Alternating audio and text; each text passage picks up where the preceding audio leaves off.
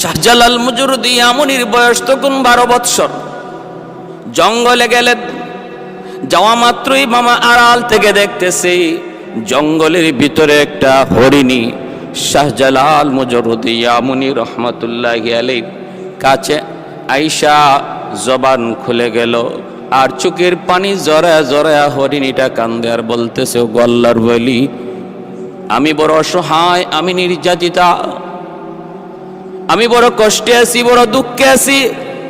আমার 2টা সন্তান, দুধের সন্তান, আমার 2টা দুধের বাচ্চাকে জঙ্গলের একটা বাঘ খেয়ে ফেলেছে। আমি মা, চোখের সামনে সন্তানকে হারানোর দৃশ্য আমি বলতে পারি না, কারণ সন্তানের প্রতি মায়ের কেমন দরদ এটা শুধু মা জানে, আর দুনিয়ার কেউ জানে না রে ভাই। অতএব সন্তানের প্রতি মায়ের দরদ শুধু একমাত্র মা জানে, আর কেউ জানে না। ওই দুঃখিনী হরিণী বলতেছি, হুজুর, আমার দুধের বাচ্চাটাকে একটা বাঘ খেয়ে ফেলেছে। আমি আপনার কাছে বিচার প্রার্থী, কি ছিল আমার বাচ্চাগুলির অপরাধ, কি ছিল আমার বাচ্চাগুলির দোষ? আল্লাহর ওয়ালি শাহজালাল মুজরুদি আমনি রহমাতুল্লাহি আলাইহি তিনি তখন ওই বাঘটাকে তিনি ডাক দিলেন। বাঘটার সাথে সাথে ওনার সামনে হাজির হয়ে গেল, আসামির মতো আল্লাহর ওয়ালির সামনে দাঁড়িয়ে রইল। তারপরে তিনি জিজ্ঞেস করলেন, বিচারের কাঠগড়ায় দাঁড়ায় আছে জঙ্গলের বিশাল বড় রয়্যাল বেঙ্গল টাইগার, আর ছোট্ট বালক শাহজালাল মুজরুদি আমনি তিনি তো আছেন বিচারক। ওই অবস্থায় তিনি বাঘকে জিজ্ঞেস করেন, কেন তুমি তার বাচ্চাগুলিকে খেয়ে ফেলেছো?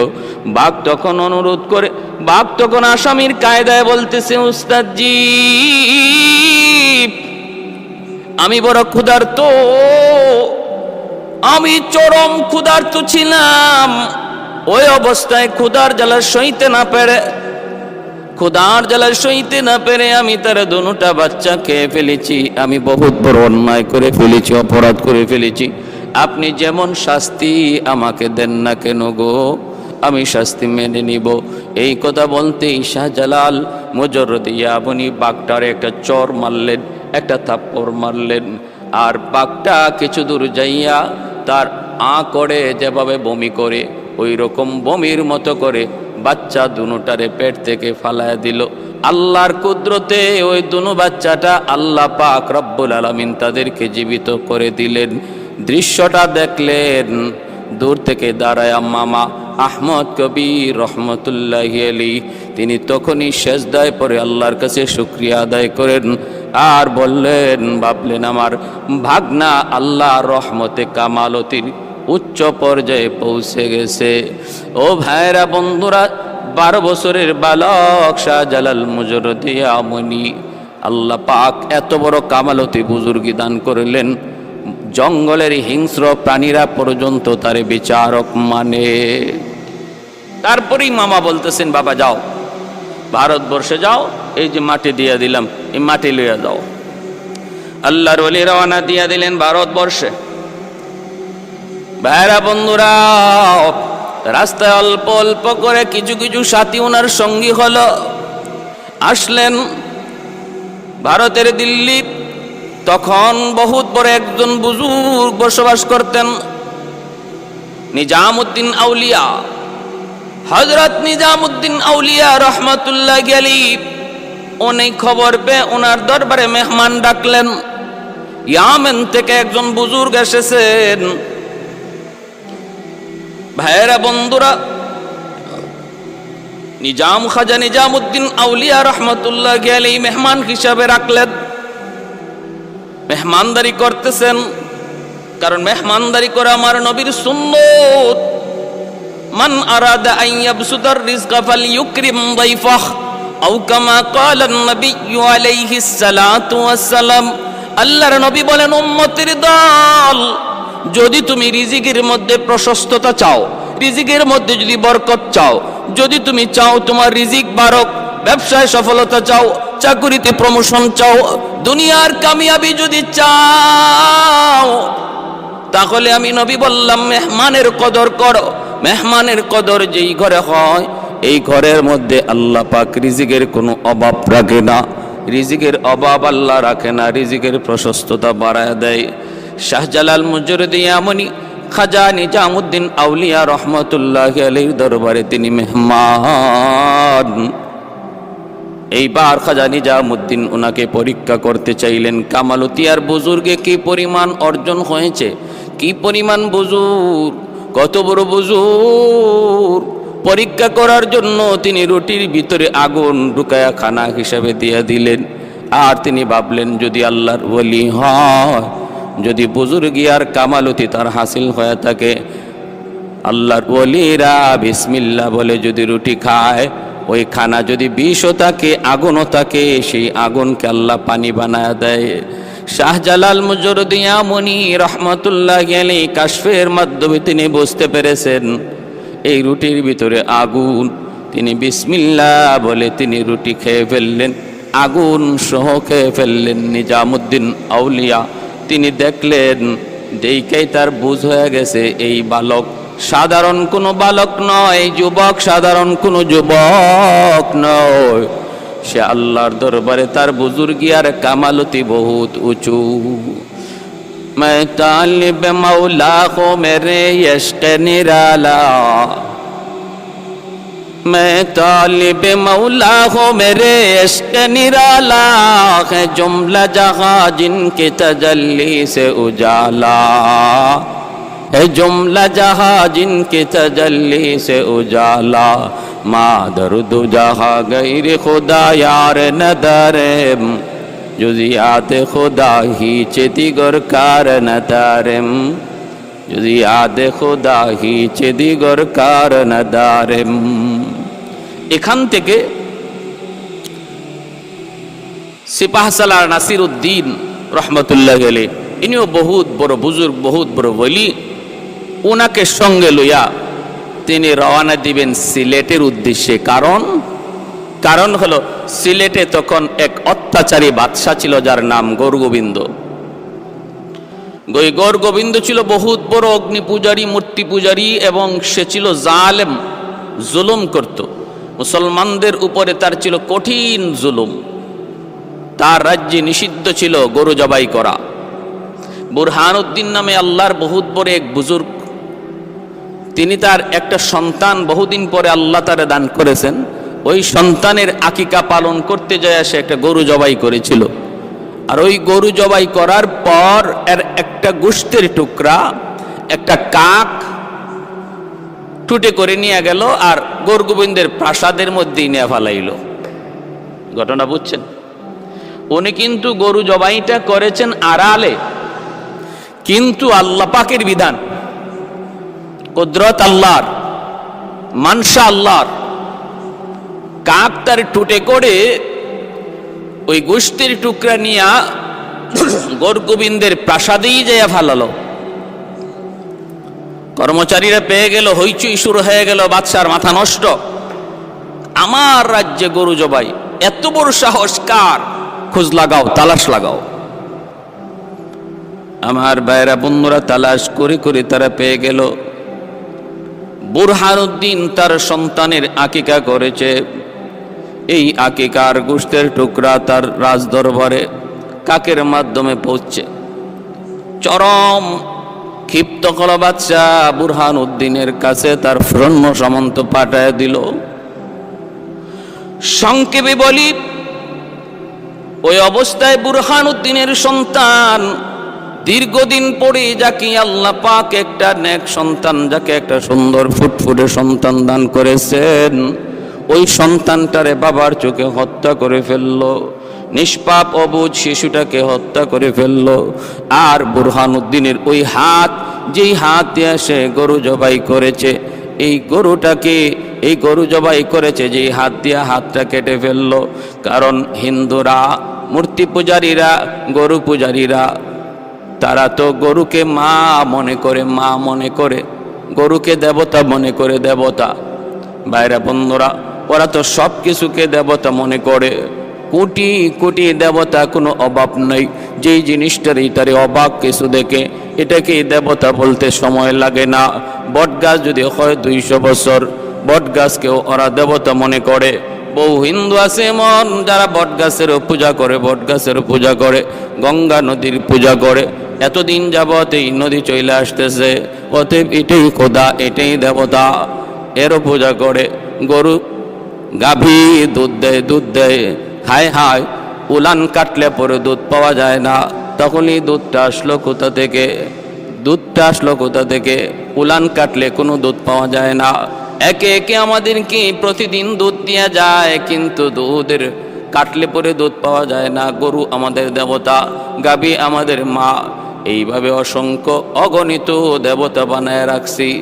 ভাইরা বন্ধুরা, তুলসী গাছও দেবতা, তুলসী গাছেরও পূজা হয়। কত কত দেবতার হিসাব নাই। বুরহানুদ্দিনের হাতটা কেটে দেওয়া হলো, নিষ্পাপ শিশুটাকে হত্যা করা হলো। আর বুরহানুদ্দিন তখন নিজের কাটা হাতটা লইয়া চোখের পানিটা মুইসা কোথায় বিচার দায়ের করবে গো? দিল্লিতে চলে আসলো, দিল্লিতে চলে আসলো। দিল্লির বাদশার কাছে অভিযোগ জানালো। বাদশাহ তখন সিদ্ধান্ত নিল ফৌজ পাঠাবে। এই খবর শাহজালাল মুজরদি ইয়ামনি রহমতুল্লাহি আলাইহির কানে পৌঁছলো।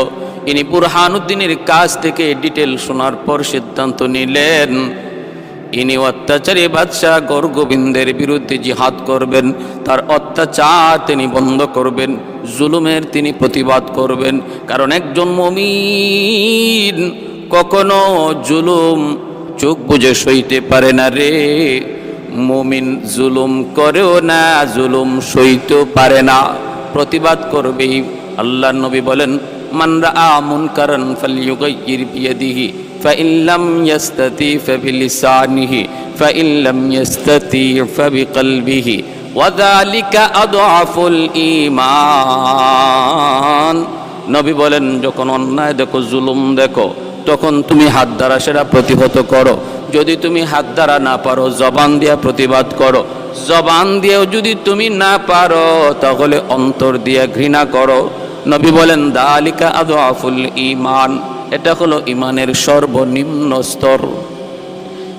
আল্লাহর ওলি শাহজালাল মুজরদি ইয়ামনি নাসিরউদ্দিন সিপাহসালারকে সঙ্গে লয়া রাস্তায় ওনার সঙ্গী সাথী হইতে হইতে 360 জন আল্লাহওয়ালাকে একসাথে নিয়ে সিলেটের জমিনের উদ্দেশ্যে তিনি রওনা দিলেন। গৌরগোবিন্দ খবর পেয়ে গেল সুরমা নদী এমন একটা নদী, যেই নদীটা পাড়ি দিয়া সিলেট শহরে ঢুকতে হয়। ওই নদীর যতগুলো নৌকা ছিল, খেয়া ছিল, সব গৌরগোবিন্দ সরায় দিল। গৌরগোবিন্দ সবগুলি সরায় দিল, যেন আল্লাহর ওলি তিনি নদী পার হতে না পারেন, প্রাসাদে যেন পৌঁছতে না পারেন। বলুন তো দেখি আপনারা, যদি আল্লাহ চায় তাহলে নৌকা লাগবে নাকি? আল্লাহর কুদরত যেখানে পৌঁছে যায়, মানুষের বিবেক তখন হারিয়ে যায়, চিন্তা ফিকির ধ্যান ধারণা বাস্তবতা তখন বিদায় নেয়। আল্লাহর কুদরত যখন হাজির হয়ে যায়, কাদিরে কুদরত দারি বরকামাল, কাদিরে কুদরত দারি বরকামাল, আনতা রব্বি আনতা হাসবি যুল জালাল, আনতা রব্বি আনতা হাসবি যুল জালাল। আল্লাহর ওলি সুরমা নদীর কিনারায় গেলেন, যাইয়েই তিনি আদেশ দিলেন। এইদিকে নিজামুদ্দিন আউলিয়া রহমতুল্লাহি আলাইহি তিনি যখন ওনার পরীক্ষায় শাহজালাল মুজরদি ইয়ামনি বুজুর্গি আর কারামতির লাইনে পাশ করলেন, তখন তিনি খুশি হইয়া সিলেটের উদ্দেশ্যে পাঠালেন। আর ওনাকে হাদিয়া স্বরূপ এক জোড়া ওই জালালি কবুতর হাদিয়া দিয়েছিলেন। সেখান থেকেই জালালি কবুতর শাহজালাল মুজরদি ইয়ামনি রহমতুল্লাহি আলাইহির সাথে সিলেটে আসে। ছাই কালারের নাম তখন জালালি কবুতর ছিল না, ছাই কালারের এক জোড়া কবুতর হাদিয়া দিছেন। আর যেহেতু শাহজালাল রহমতুল্লাহি আলাইহির সাথে সিলেটে এই এক জোড়া কবুতর এসেছে, এজন্য এই কবুতরের নাম হয়ে গেছে জালালি কবুতর। নদীর কিনারায় পৌঁছে দেখেন ব্যবস্থা নাই, নদী পার হবেন কেমন করে, ব্যবস্থা নাই। আল্লাহর ওলি আল্লাহর কাছে সাহায্য চাইলেন, মালিক কিভাবে পার হব জানি না, ব্যবস্থা তোমার, আমার চেষ্টা, আমার ইরাদা। আয় আল্লাহ, নদী পার হতে চাই, কেমন করে পার করবা জানি না মাওলা। আল্লাহ পাক রব্বুল আলামিনের কাছে যখন দোয়া করতে লাগলেন, আল্লাহর ওলিরা চাইতে দেরি, দোয়া কবুল হতে দেরি হয় না। তিনি তো একজন মুস্তাজাবুদ দাওয়া ছিলেন, যার হাত উঠাইতে দেরি হয়, কবুল হতে দেরি হয় না। আল্লাহর ওলি শাহজালাল মুজররিদে ইয়ামুনি হাত বাড়ালেন, আল্লাহ দোয়া কবুল করলেন। মালিক জানায় দিলেন, অন্তরে ইলহাম করলেন, বন্ধু আমার, তুমি এইবার তোমার যায় নামাজটা নদীতে বিছায় দাও। যারা আল্লাহর ওলি তারা সবাই আল্লাহর বন্ধু। ওলি শব্দের অর্থই হলো বন্ধু, ওলি শব্দের অর্থই হলো বন্ধু, এর বহু বচন হলো আউলিয়া। তাদের প্রসঙ্গেই আল্লাহ পাক কোরআনে বলেছেন, আলা ইন্না আউলিয়া আল্লাহ লা খাউফুন আলাইহিম ওয়ালা হুম ইয়াহজানুন। আল্লাহ পাক বলেন, যারা আমি আল্লাহর ওলি তাদের কোনো ভয় নাই, কোনো চিন্তা নাই, তাদের কোনো ভয় নাই, তাদের কোনো চিন্তা নাই। তাদের জীবনের যত সমস্যা, সবগুলি সমস্যার সমাধানের জিম্মাদার আমি আল্লাহ। অতএব তাদের জীবনে কোনো সমস্যা নাই, তাদের কোনো ভয়ভীতিও নাই। যত ভয় সব কিছুর জিম্মাদারও আমি আল্লাহ। যদি তুমি ওলি হতে পারো, যদি তুমি ওলি হতে পারো, লা খাউফুন আলাইহিম ওয়ালা হুম ইয়াহজানুন। কারা আল্লাহর ওলি? পরের আয়াতে আল্লাহ বলেন, আল্লাযীনা আমানু, এক নাম্বার গুণ হলো তারা ঈমানওয়ালা, এক নাম্বার গুণ হলো তারা ঈমানওয়ালা। দুই নম্বর, ওয়া কানু ইয়াত্তাকুন, দ্বিতীয় গুণ হলো তাদের মধ্যে থাকবে আল্লাহ ভীতি, আল্লাহর ভয়, তাকওয়া। ঈমান আর তাকওয়ার মাধ্যমে আল্লাহর ওলি হওয়া যায়। আল্লাহর ওলি হওয়া যায় দুই গুণে, এক হলো ঈমান আর এক হলো তাকওয়া। ঈমান আমার আপনার প্রত্যেকের কাছে আছে রে ভাই, দৌলত ঈমান আল্লাহ পাক দয়া করে আমাদেরকে দান করে দিয়েছেন। এখন শুধু প্রয়োজন দ্বিতীয় গুণ। দ্বিতীয় গুণ হলো তাকওয়া, আল্লাহর ভয়। আল্লাহর ভয় যার অন্তরে যেই পরিমাণ থাকবে সে আল্লাহর তত বড় ওলি। যার অন্তরে আল্লাহর ভয় যেই পরিমাণ থাকবে সে আল্লাহর তত বড় ওলি। কার অন্তরে আল্লাহর ভয় কেমনে বোঝা যায়? যেই মানুষটা নিজেকে গুনাহ থেকে যত বেশি বাঁচায়, বোঝা গেল তার অন্তরে আল্লাহর ভয় তত বেশি। তাহলে কি রেজাল্ট, ফলাফল কি? তাকওয়া মানে আল্লাহর ভয়ে গুনাহ ছেড়ে দেওয়া, তাকওয়া মানে আল্লাহর ভয়ে গুনাহ ছেড়ে দেওয়া, তাকওয়া মানে 5 ওয়াক্ত নামাজ ঠিক মতো পড়া, তাকওয়া মানে রমজান মাসে রোজা রাখা, তাকওয়া মানে পর্দা করা, তাকওয়া মানে হালাল হারাম মান্না চলা। এ ভাই, এই দুই গুণ যার মধ্যে যেই পরিমাণ, সে হলো আল্লাহর তত বড় ওলি। আমার আপনারও ওলি হওয়ার সুযোগ আছে। কিয়ামতের আগ পর্যন্ত প্রতিটা মুমিনের ওলি হওয়ার সুযোগ আছে, ওলি হওয়ার সুযোগ আছে রে ভাই।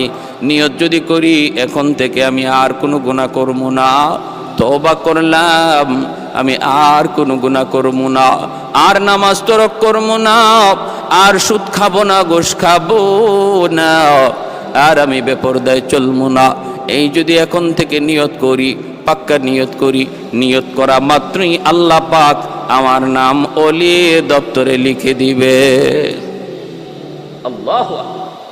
मैं तालिब मौला को बेरे यश्क निराला, मैं तालिब मौला को मेरे यश्क निराला, है जुमला जहां जिनके तजल्ली से उजाला। उल्फत में बराबर के वफा हो के जफा हो, हर चीज में लज्जत है या गुर दिल में मजा हो, हर चीज में लज्जत है या गुर दिल में मजा हो। एक चश्मे ज़दन गाफिल अज़ा शाह नबाशी, शायद के निगाहे कुनदगाह नबाशी, शायद के निगाहें कुनदागाह नबाशी। আল্লাহ বলেন, বন্ধু যায় নামাজ বিছায় দাও। যে আল্লাহ কাঠ নৌকার মধ্যে বসায় নদী পার করাইতে পারে, ওই আল্লাহ যায় নামাজে বসায়ও নদী পার করাইতে পারে। আল্লাহ বলে, বন্ধু যায় নামাজে বসে পড়ো। আল্লাহর ওয়ালি যায় নামাজে বসে পড়লেন। ওইদিকে গরগোবিন্দের বাহিনী নদীর পারে তীর নিয়ে দাঁড়ানো, লাইন ধরে তীর নিয়ে দাঁড়ানো। যদি নদী পার হওয়ার চেষ্টা করে ওরা তীর মারবে। দেখতেছে, হায় হায় হায়, এর কেমন মানুষ, যায় নামাজে বসে নদী পার হইতেছে, অথচ পানিতে ডুবে না, অথচ পানিতে ভিজে না। ভাইরা বন্ধুরা, পানি কার কথায় চলে? আল্লাহর। বাতাস কার কথায় চলে? আল্লাহর। সূর্য কার কথায় উঠে? আল্লাহর। সূর্য কার কথায় ডুবে? আল্লাহর। কুল কায়নাত যার ইশারায় চলে, তিনি আর কেউ নন, তিনি আমার আপনার মালিক, তিনি আমার আপনার মালিক। যার নাম, যার উপাধি রব্বুল আলামিন। আল্লাহ পাকের নির্দেশ, এরে সুরমা নদীর পানি সাবধান, আমার বলিকে তুই ডুবাবি না, সামান্যতম বেয়াদবি করবি না। আমি আল্লাহর হুকুমে যদি তুমি চলো, তাহলে আমার বন্ধুকে সসম্মানে নদী পার করায় দাও। ভাইরা, আল্লাহর হুকুমে পানি শক্ত হয়ে গেল। যেমনভাবে মূসা কালিমুল্লাহ নীল দরিয়া যখন পার হন, আল্লাহ বলে, রে নীল দরিয়ার পানি বল, কার হুকুমে চলো? কই আল্লাহ তোমার হুকুমে। তাহলে আমার বন্ধু মূসা, এখন তোমার বুকের উপর দিয়া পার হয়ে যাবে। যেইভাবে আসো আলোক হয়ে রাস্তা করে দাও, রাস্তা। দরিয়ার পানিগুলা ভিন্ন হয়ে রাস্তা করে দেয়। পানি জমাট বেঁধে গেল, মাঝখান দিয়া একটা দুইটা নয় 12টা রাস্তা হয়ে গেল। কারণ বনি ইসরাইলের মধ্যে ছিল 12টা গোত্র, প্রতিটা গোত্রের জন্য একটা করে ভিন্ন ভিন্ন রাস্তা তৈরি হয়ে গেল। ফেরাউন যখন মাঝখানে গেল, রেডিমেড রাস্তা দেখে যখন ফেরাউন নিজেও পার হতে যায়, মাঝামাঝি যাওয়া মাত্র আল্লাহ কয়, পানি রে তুই আগের মতো হয়ে যা। হুকুম পাওয়া মাত্রই পানি আগের মতো হয়ে গেল। তাহলে আমরা বুঝলাম কি, পানি কার কথায় চলে? বলে আল্লাহর কথায় চলে। বাতাস কার কথায় চলে? আল্লাহর কথায় চলে। সব কিছু আল্লাহর হুকুমে চলে, আল্লাহর হুকুমে চলে। এ ভাই, সুরমা নদীর পানি বন্ধ হয়ে গেল, সুরমা নদীর পানি শক্ত হয়ে গেল, পানি আর পানি নাই। ওই অবস্থায় তিনি যায় নামাজে বৈশা তিনি নদী পার হয়ে গেলেন। হয়ে যাচ্ছেন ওই নদীর কিনারা থেকে, তখন সৈন্যরা, দুশ্মনেরা তীর মারতে লাগলো, বৃষ্টির মতো তীর। তিনি তো আল্লাহর কাছে সাহায্য চান। তীরগুলো আল্লাহ পাক রব্বুল আলামিনের হুকুমে যেই পথ দিয়ে আসার কথা, যেই দিকে তীর যাওয়ার কথা, উল্টা ব্যাক করতে লাগলো। তীর ছাড়লো আল্লাহর ওলির দিকে লক্ষ্য করে, কিন্তু আল্লাহর কুদরত বোঝা বড় দায়। তীর উল্টা ঘুরে গেল। গুইনা গুইরে যে তীর ছাড়লো, সেই তীর যায় তার শরীরে লাগলো, সেই খতম হয়ে গেল, সেই খতম হয়ে গেল। উপর থেকে বড় বড় পাথর ছাড়লো দুশ্মনরা, পাথর যেন পাথরের চাপায় পড়ে তিনি মারা যান। ওই পাথর গড়ায় গড়ায় যখন ওনার কাছে আসলো, তিনি আবার বলতেছেন, শাহজালাল মুজরদিয়া মুনি বলেন, শিলহাট। সিলেট শব্দটার মূল হলো শিলহাট। শিল শব্দের অর্থ হলো পাথর, হট শব্দের অর্থ সরে যা। যখন তিনি পাথরকে বলতেছেন শিলহাট, পাথর সরে যা, তখন এই পাথর যেই দিক দিয়ে আসছিল ওই দিকেই উল্টা প্রচন্ড বেগে যাইতে লাগলো। যে যেখান থেকে যেই পাথর ছাড়লো, তার সৈন্যরাই ওই পাথরের আঘাতে খতম হয়ে গেল। সুবহানাল্লাহ! আল্লাহ পাকের কুদরত কত বড়, আল্লাহ পাক কত বড় মহান। আল্লাহ যা চান তা হয়, মানুষ যা চায় তা হয় না। আল্লাহ যা দেখেন মানুষ তা দেখে না, আল্লাহ যা পারেন মানুষ তা পারে না। এর নাম হলো ঈমান। ওই পাথরের আঘাতেও সৈন্য মরল, তীরের আঘাতেও সৈন্য মরল। আল্লাহর ওলি শাহজালাল মুজরদিয়া মুনি রহমতুল্লাহি আলাইহি তিনি সুরমা নদী পার হয়ে গেলেন। এইভাবে আমার ভাইয়েরা, আল্লাহ পাক বলে কাযালিকা নুনজিল মুমিনিন, এভাবে আমি আমার ওলি আল্লাহদেরকে, নবী পয়গম্বরদেরকে যেইভাবে বিপদ আপদে মুক্তি দেই, আমি আমার মুমিন বান্দাদেরকেও বিপদের সময় মুক্তি দেই, যদি সে খাঁটি মুমিন হয়। আমরা যদি খাঁটি মুমিন হতে পারি, আল্লাহর সাহায্য এখন যে বন্ধ তা না, আল্লাহর সাহায্য অনন্তকাল জারি থাকবে মুমিনের জন্য। শর্ত শুধু খাঁটি মুমিন হয়ে যাও, শর্ত শুধু খাঁটি মুমিন হয়ে যাও। হাতে থাকবে আমার দুনিয়ার কাজ, দিলে থাকবেন আল্লাহ। হাতে থাকবে দুনিয়ার ব্যস্ততা, বিছায়া দাও। যায় না মাঝে বসে জুনমুন মিস্রি তিনি নদী পার হয়ে গেলেন। বিচ্ছুর পিছনে পিছনে দৌড়তেছেন। হঠাৎ করে তাকায় দেখেন হাওরের মধ্যখানে একটা গাছ, গাছের নিচে একটা যুবক আরামে ঘুমাইতেছে। ওই যুবকের মাথার পাশে একটা বিষাক্ত সাপ ফনা ধরে আছে। যে কোনো মুহূর্তে বিষাক্ত সাপের দংশন। আল্লাহর ওয়ালি ভয় পেয়ে গেলেন, সাপে দংশন করবে। তিনি দেখতেছেন ওই বিষাক্ত সাপ, যেই সাপ যুবককে দংশন করবে। বিচ্ছুটা যাই আর দেরি করলো না, বিচ্ছুটা যাইয়েই লাফ দিয়ে সাপের মাথায় বসে গেল। বৈশাই সাপটা এমন ভাবে কামড় দিল, সাথে সাথে সাপটা জায়গার মধ্যে ছটফট করে করে মরে গেল। আল্লাহর ওয়ালি তখন যুবককে ডাক দিয়ে উঠাইলেন, রে যুবক একটু বলো না, এ যুবক কি কাণ্ড ঘটেছে? মাথার পাশে একটু তাকে দেখো। যুবক দেখতেছে একটা বিশাল বড় সাপ, বিষাক্ত সাপ মরে আছে। ঘটনা কি? কয় ঘটনা হলো এমন, আল্লাহ পাক তোমাকে তো তার কুদরতে বাঁচায় নিছেন। কিন্তু আমি জানতে চাই রে যুবক, কি তোমার নেকামল, কি নেকামল, কোন নেকামলের উসিলায় আল্লাহ পাক তোমাকে সাপের দংশন থেকে বাঁচানোর জন্য নদীর ওই পার থেকে বিচ্ছু পাঠালেন, আর ওই বিচ্ছুটা ঈশা তোমাকে বাঁচায় নিল। এ যুবক, কি ছিল তোমার নেকামল? যখন এইভাবে আল্লাহর ওলি জানতে চাইলেন, যুবক চোখের পানি জরে কান্দে আর বলতেছে, ও আল্লাহর ওলি, আমার কোনো ব্যক্তিগত নিজস্ব অথবা অতিরিক্ত কোনো নেক আমল মনে পড়ে না। আমি যে একজন বুজুর্গ, আমি যে একজন আল্লাহওয়ালা, তাও আমি জানি না। আল্লাহওয়ালার কোনো কারামত, কোনো বুজুর্গই ও আমার কাছে নেই। তবে আমি যতদূর জানি, আমি 5 ওয়াক্ত নামাজ ঠিক মতো পড়ি। যেখানেই থাকি সেখানেই নামাজ পড়ি। হাওরে থাকলেও আজান হলে নামাজ পড়ে নেই, হাওরে আমি আজান দিয়া নামাজ পড়ে নেই। জঙ্গলে থাকলে সেখানেও ওয়াক্ত মতো আমি নামাজ আদায় করে নেই। সকল ব্যস্ততার ভিতরে আমি আল্লাহর হুকুমকে ভুলি না। সমস্ত ব্যস্ততার ভিতরেও আমার দিলের ভিতরে আল্লাহর মহব্বত। এজন্য দুনিয়ার কোনো কর্ম, দুনিয়ার কোনো ব্যস্ততা আমাকে আল্লাহর হুকুম থেকে গাফেল করতে পারে না। এই হলো আমার দেখার মধ্যে একটা আমল। আরেকটা হলো, আমি যখন ওই জায়গায় ঘুমাইতে যাই, আমি আল্লাহর কাছে দোয়া করেছিলাম, মালিক এই হাওরে আমি একটু ঘুমাবো, আমি বড় ক্লান্ত পরিশ্রান্ত, গাছের নিচে ঘুমাবো। কিন্তু কেমন করে ঘুমাই? আমার তো কোনো আপনজন আত্মীয় স্বজন কেউ নাই। আল্লাহ, আমি গাছের নিচে ঘুমাবো, পাহারা দিবে কে? বিপদে পড়লে সাহায্য করবে কে? আল্লাহ, তোমার কাছে আমি ভরসা করলাম। আল্লাহ, তোমার উপর ভরসা করে ঘুমাইলাম, তুমি আমাকে সাহায্য কইরো। আল্লাহ পাক বলে, ওয়ামাইয়া তাওয়াক্কাল আলাল্লাহ ফাহুয়া হাসবু। যে আমার উপরে যেই পরিমাণ ধারণা রাখে, আমার উপরে যেই পরিমাণ বিশ্বাস রাখে, আমার উপরে যে পরিমাণ ভরসা করে, আমি আল্লাহ তার সাথে ওই পরিমাণ লেনদেন করি, আমি তার জন্য যথেষ্ট হয়ে যাই। 100 ভরসা যদি কেউ আল্লাহর উপরে করে, আল্লাহ তার জন্য 100 সমাধান বের করে দেন। আল্লাহ পাক তার 100 জিম্মাদার হয়ে যান। কেউ যদি 50 ভাগ ভরসা করে, আল্লাহ 50 ভাগ তার জিম্মাদার হয়ে যান।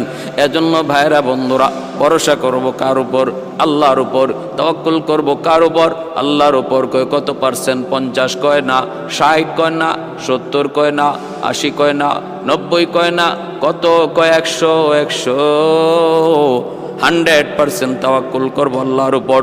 আল্লাহর ওলি কি যুবক বলতেছে, ও আল্লাহর ওলি, আমি যখন ঘুমাই আল্লাহর কাছে বলতেছি, মালিক এই নির্জন মরুভূমিতে গাছের নিচে ঘুমাবো, কিন্তু বাঁচানেওয়ালা কেউ নাই তুমি ছাড়া আল্লাহ, আমাকে তুমি বিপদ থেকে উদ্ধার কইরো, এই বইলে আমি ঘুমাইছি। এজন্য আল্লাহ পাক তার জিম্মাদার হয়ে গেছেন। আল্লাহর ওলি জুন্নুন মিসরি রহমাতুল্লাহ আলাইহি যুবককে বুকে নিয়ে বুক মিলাইলেন আর বললেন, যুবক, অযুবক, তুমি আল্লাহর কাছে বড় পেয়ারা, আল্লাহর কাছে তোমার দাম বড় বেশি। এই ভাই, এজন্য আল্লাহর ওলিদেরকে আল্লাহ পাক কুদরতি হাতে বিপদ থেকে বাঁচায়। সমস্যায় পড়লে আল্লাহ সমস্যা থেকে উদ্ধার করে। আল্লাহ নিজেই বলেছে, ওয়া কাযালিকা নুনজিল মুমিনিন,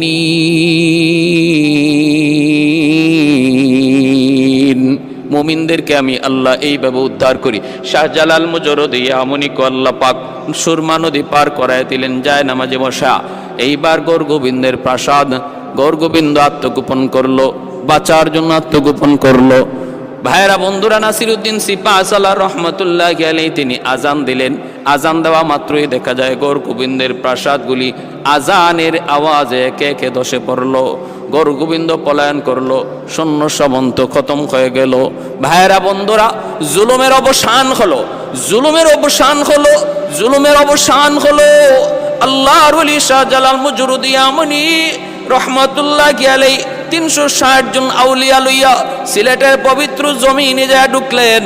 আর ওই জায়গায় যায় তিনি তার মামার দেওয়া সেই মাটি মিলায়া দেখেন। মামা যেই মাটি দিয়া বলছিলেন এই মাটি যেই মাটির সাথে মিলবে সেখানেই তুমি অবস্থান করবে, তিনি তাকে দেখেন সিলেটের মাটির সাথে ইয়ামেনের ওই মাটির মিল। ভাইরা, শুধু ইয়ামেনের মাটির মিল নয়, সিলেটের মাটির ব্যাপারে আরো সুসংবাদ দিয়েছেন শাইখুল ইসলাম কুতবুল আলম সৈয়দ হুসাইন আহমদ মাদানী রহমতুল্লাহ আলাইহি। তিনি সিলেটের জমিনকে বড় ভালোবাসতেন। জীবন ভোর আল্লাহর ওলি ইতিকাফ করেছেন সিলেটের জমিনে, রমজান কাটাইছেন সিলেটের জমিনে। তিনি সিলেটে প্রথম আইসেই বললেন, আমি সিলেটের মাটির সাথে মদিনার মাটির বড় মিল পাই, আমি সিলেটের মানুষের সাথে মদিনার মানুষের বড় মিল পাই। সুবহানাল্লাহ। সিলেটের মাটির সাথে, সিলেটের মানুষের সাথে মদিনার মানুষের মিল পাই। উক্তিকার কুতবুল আলম সৈয়দ হুসাইন আহমদ মাদানী রহমতুল্লাহ আলাইহি। আমার ভাইরা, গৌরগোবিন্দের জুলুমের অবসান হলো। শাহজালাল মুজরদি আমনি মসজিদ বানাইলেন ইবাদতের জন্য।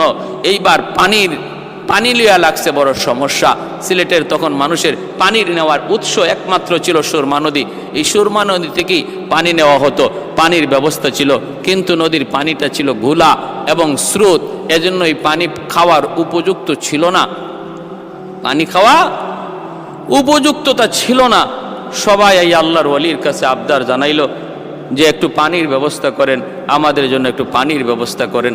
যখন ওনার কাছে পানির আবদার জানায়, তিনি তখন একটা কুয়া খনন করতে বললেন। ঠিক আছে, সবাই মিলে একটা কুয়া খনন করো। আমার ভাইরা একটা কুয়া খনন করতে বললেন। এই কুয়ার মধ্যে তিনি কুয়া খনন করার পর আল্লাহর কাছে দোয়া করলেন, আল্লাহ, ও মালিক, আমার যদ্দূর সাধ্য ছিল আমি কুয়া খনন করলাম, কিন্তু এই কুয়ার মধ্যে পানি আসবে কোথা থেকে সেটা আমি জানি না, তুমি জানো। আল্লাহ, তোমার কাছে আবদার, এই কুয়ার সাথে তুমি মক্কার জমজম কুয়ার সম্পর্ক তৈরি করে দাও। আল্লাহর ওলিদের দোয়া বৃথা যায় না। দোয়া করলেন, আল্লাহ, এই কুয়ার সাথে মক্কার জমজম কুয়ার সম্পর্ক তৈরি করে দাও। আল্লাহর কাছে দোয়া কবুল হয়ে গেছে। ভাইরা আমার, এর যুবক খেয়াল করে শুনো, ওই লাঠি দ্বারা তিনি মাটিতে আঘাত করলেন। মাটিতে আঘাত করা মাত্রই দেখা গেল মাটি ফেটে পানি উঠা শুরু হলো। শুধু পানি উঠতেছে তা না, ওই পানির সাথে রং বেরঙ্গের মাছও ওঠা শুরু হলো। আল্লাহর ওলির লাঠির আঘাতে পানি উঠা শুরু হলো। ওইদিকে জমজম কুয়ার পানি উঠেছিল। ভাইরা বন্ধুরা, হযরত ইসমাঈল আলাইহিস সালাম, জবিহুল্লাহ ইসমাঈল আলাইহিস সালামের পায়ের গোড়ালির আঘাতে আর সিলেটের ওই দরগার কুয়ার পানি সেটা শুরু হলো, উৎপন্ন হলো। শাহজালাল মুজরদি আমনির লাঠির আঘাতে পানি উঠা শুরু হলো। ভাইরা বন্ধুরা, এগুলা আল্লাহর ওলিদের কারামত, আল্লাহর ওলিদের কারামত। কারামাতুল আউলিয়াই হাক্কুন, ওলিদের কারামত এটা হক। ভাইরা, আপনি বলতে পারেন আমি বিশ্বাস করি না, আপনি এটা বিশ্বাস করেন না বলতে পারেন, কিন্তু যদি বলেন আমি ওলিদের কোনো কারামত বিশ্বাস করি না, তাহলে আপনার ঈমান থাকবে না। কারণ ওলি আল্লাহদের কারামতের ঘটনা আল্লাহ কোরআনের মধ্যে একাধিক জায়গায় বলেছেন। সুলাইমান আলাইহিস সালামের জমানায় সেই বিলকিস রানীর সিংহাসন কে চোখের পলকে, 1000 মাইলের দূরে এত বড় বিশাল সিংহাসন চোখের পলকে কে মিশরে আনলো, কিভাবে আনা সম্ভব? সেটাও ছিল একজন ওলির কারামত, ওলির বুজুর্গি, যার ইসমে আজমের ক্ষমতা জানা ছিল, ইসমে আজম যার অর্জন হয়েছিল। এজন্য ভাইরা বন্ধুরা, ওলিদের কারামত এগুলো হক সত্য, এর ভিতরে কোনো সন্দেহ নেই। আপনি নির্দিষ্ট করে কোনো কারামত যদি বলেন এটা আমার সন্দেহ হয়, এর কোনো নির্ভরযোগ্য তথ্য পাই না, সেটা ভিন্ন কথা। কিন্তু যদি বলেন এগুলা হতেই পারে না, এগুলা অসম্ভব, তাহলে ঈমান থাকবে না। কারণ ওলিদের কারামত ওলিদের নিজস্ব কোনো ক্ষমতা নয়, নবীদের মুজিজা তাদের নিজস্ব কোনো ক্ষমতা নয়। ওলিদের কারামত নবীদের মুজিজা সম্পূর্ণটা আল্লাহর ইশারায়, আল্লাহ করান। অতএব বলুন তো দেখি, আল্লাহ যদি চান, আল্লাহ যদি করান, তাহলে সম্ভব কিনা? অবশ্যই সম্ভব। যদি বলেন সম্ভব না, তাহলে ঈমান থাকবে না। লাঠির আঘাত দেওয়া মাত্রই পানি বের হলো, আর এর আগে দোয়া করে নিলেন, আল্লাহ তুমি জমজম কুয়ার সম্পর্ক, আল্লাহ তুমি মক্কার জমজমের সাথে করে দিও। ও ভাইরা বন্ধুরা, পানি আজও উঠলো, সে তখনও উঠলো, আজও আছে, এবং বিভিন্ন রঙের মাছও আছে। এ ভাই, এই কুয়ার সাথে জমজম কুয়ার সম্পর্ক কেমনে তৈরি হলো রে ভাই? একটু মনোযোগ দিয়ে শুনুন। আল্লাহর ওলির দোয়া এবার প্রমাণিত হওয়া তো লাগবে। কেমনে প্রমাণিত হবে? একটা ঘটনা ভালো করে খেয়াল করুন। ঘটনাটা হলো সিলেট জেলার ভাইরা বন্ধুরা, চান্দাইনটিলা গ্রামের 2 জন মানুষ তখনকার সময়ে হজে যাওয়ার জন্য ইরাদা করলো। এক হলো আবু মানসুর, আরেকজন হলো আব্দুল ওয়াহাব। আবু মানসুর, আব্দুল ওয়াহাব নামে 2 ব্যক্তি হজের উদ্দেশ্যে রওনা দিল। থলে ভরা তাদের স্বর্ণ মুদ্রা। তখনকার সময়ে কোনো টাকা পয়সার লেনদেন ছিল না, স্বর্ণ মুদ্রার মাধ্যমে লেনদেন হতো। ওই স্বর্ণ মুদ্রা লইয়া তারা গেলেন হজের উদ্দেশ্যে। মাসকে মাস পায়ে হেঁটে এরকমভাবে তখন হজে যাওয়া লাগতো। তারা দীর্ঘদিন সফর করে হজে গেলেন। হজে গিয়া হজের কাজ সমাপ্ত করলেন। সমাপ্ত করার পর দেখেন তাদের স্বর্ণ মুদ্রা এখনো কিছু অবশিষ্ট রয়ে গেছে। এই স্বর্ণ মুদ্রা লইয়া তারা বাড়িতে কেমন করে যাবেন?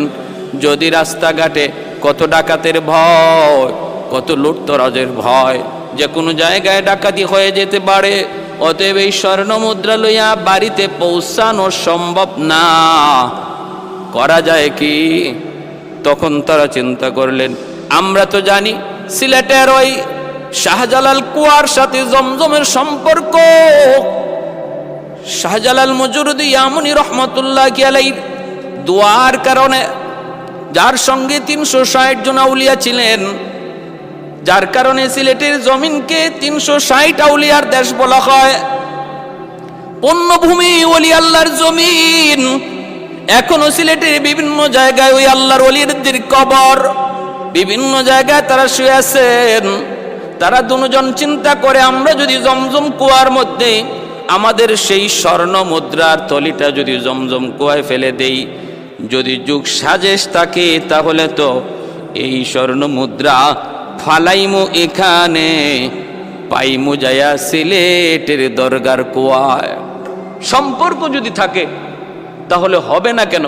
আল্লাহ যদি চায়, ওই কুয়ার সাথে যদি জমজম কুয়ার সম্পর্ক আল্লাহ করায় দিতে পারে, নিয়ত করে যদি আমরা স্বর্ণ মুদ্রার থলি এখানে ফালাই, আল্লাহ এই থলিও সিলেটের জমিনে আল্লাহ পৌঁছাইতে পারে। এই বইলে আল্লাহর উপর পুরা ইয়াকিন আর বিশ্বাস রেখা তারা এই থলিটা এখানে রেখে দিলেন। ভরসা করলেন কার উপর? আল্লাহর উপর। হজের কাজ শেষ, বাড়িতে এসে পৌঁছলেন। বাড়িতে পৌঁছার পর তারা গেলেন ওই কুয়ার কাছে, খবর নিলেন, খাদেমকে জিজ্ঞেস করলেন কুয়া পরিষ্কার করে। যে খাদেম বলতেছে, হ্যাঁ আমি তো কুয়া পরিষ্কার করার সময় আমার পায়ে একটা থলি লাগলো, আমি ওই থলিটা উঠাইলাম, উঠাইয়া দেখলাম এর ভিতরে অনেকগুলা স্বর্ণ মুদ্রা। আর এই থলিতে আমি একটা কৌটার মধ্যে একটা কাগজও পেয়েছি, যেই কাগজের মধ্যে দুইজন মানুষের নাম, একজন হলো আবু মনসুর, আরেকজন আব্দুল ওয়াহাব। ঠিকানা হলো চান্দাইনা টিলা। এই হলো ঠিকানা। আপনারা কারা বলে? আমরা সেই দুই মানুষ যারা হজে গিয়েছিলাম। স্বর্ণ মুদ্রা কেমন করে দেশে পৌঁছাবো? ডাকাতের ভয়ে আমরা জমজম কুয়ার মধ্যেই তোলাটা, এই থলিটা ফালাই দিলাম। আল্লাহ পাক ওই থলিটাকে জমজমের সাথে কুয়া, শাহজালাল রহমতুল্লাহি আলাইহির কুয়ার, দরগার কুয়ার মিল আছে বিদায় আল্লাহ পাক পৌঁছে দিছেন। বাবা আমাদের স্বর্ণগুলা দাও। খাদেম তখন সেই স্বর্ণ মুদ্রাগুলা উনাদের হাতে পৌঁছে দিল।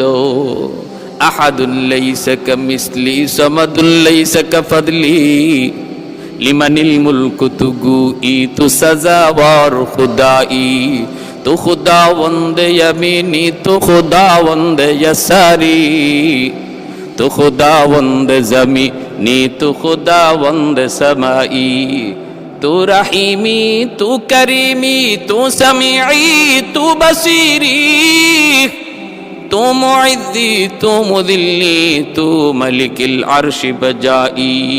বরি আজ খুরদন ও খুফতন, বরি আজ তহমতে মর্দন, বরি আজ বিমু উমিদি, বরি আজ রঞ্জবালাই, বরি আজ রিমু বরি আজ রঞ্জবালাই।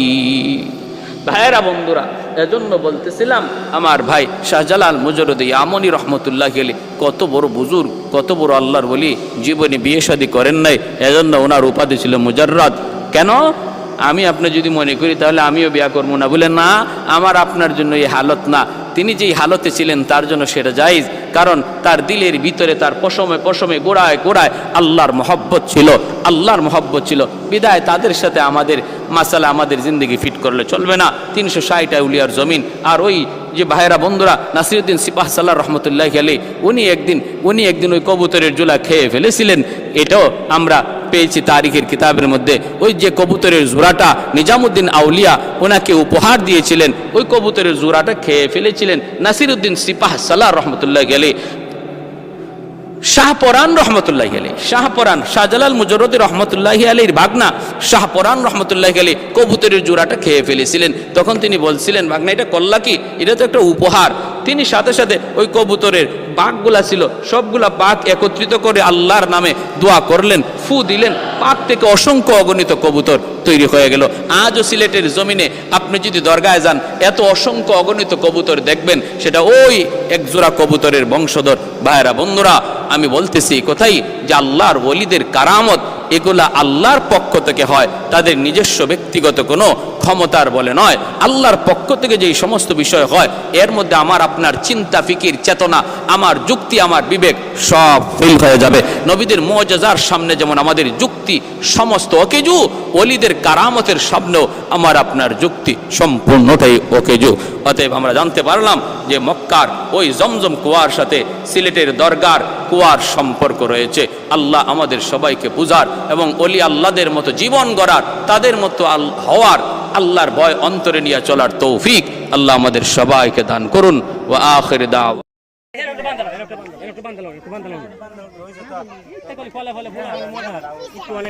বেশি মানুষ হলে কম কম মানুষ।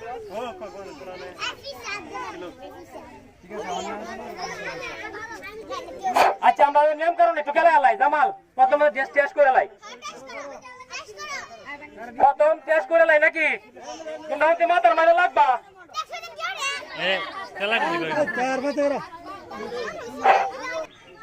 তোমরা গটি চিনছ?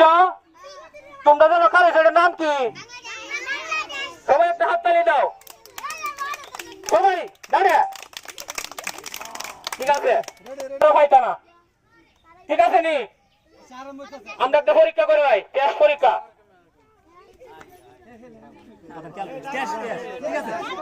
সমস্যা নেই, ফালতু চালিয়েছি।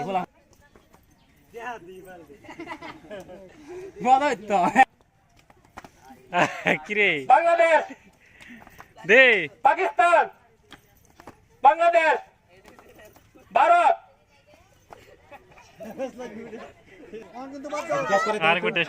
আচ্ছা, আরেকবার টেস্ট পরীক্ষা, দুইবার। সবাই মাথায় খেয়াল রাখবা। পাকিস্তান, বাংলাদেশ, ভারত, বাংলাদেশ। বিজয় হবে শুধু খালি একজন, একজন বিজয় দিব আমরা। আচ্ছা রেডি, আমি তো খেলা রেডি করতেছি।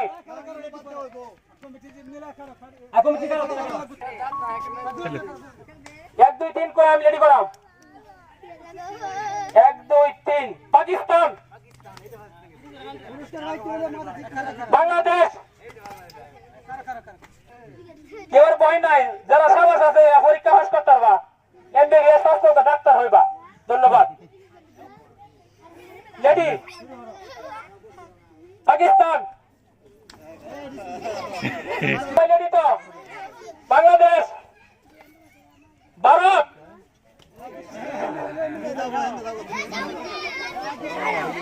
সুন্দর। তোরা একটু ফাঁকতে, তোরা একটু ফাঁকতে কি দেখতে না? তারা হচ্ছে এমবিবিএস ডাক্তার হইতে পারবা। এই কারণটা নেম কারণটা বুঝবা। এই যে পাকিস্তান, বাংলাদেশ, ভারত, দেখাটা বুঝবা। রেডি তো সবাই? Ready ready.